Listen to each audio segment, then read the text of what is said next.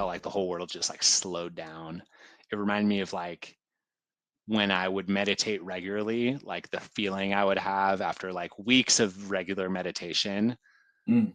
of just like the metaphor that always comes to mind is like, rather than being a frontline soldier, I'm like the general way back on the battlefield, seeing it all happen and being able to Right. proactively react rather than just like reactively react. It's really about realizing maybe for the first time that you are enough as you are, and you Yeah. are enough if you have nothing, if you are enough if you have everything.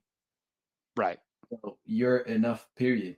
And that simple phrase, but also like believing in it, gives you so much freedom, because it's freedom of, like you said, of expectations, of Right. outcome. And that chatter could be really strong. And it comes up Yeah. so many ways trying to justify why we should or should not do things. But it really is our body trying to protect us from something that it's not familiar with. And then we let that take the steering wheel, and now we've justified it so much that it becomes a part of our identity to either not do it or do it. The more we not do it or the more we do it, it now becomes so solid theory, like some reason Yeah. that it's just who we are, but it's far from the truth. Yeah, so yeah, beautifully said, Ben, because it's like from everything you said, it's really just a reminder.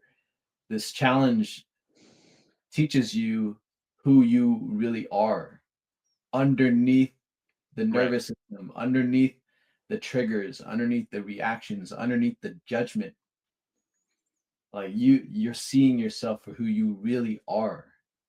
Sometimes it's scary, sometimes it's beautiful, but it's all very profound. Exactly. And I feel like the part of your brain that like is constantly justifying things and looking for the theory and like keeping you from doing things and coming up with the story and all that.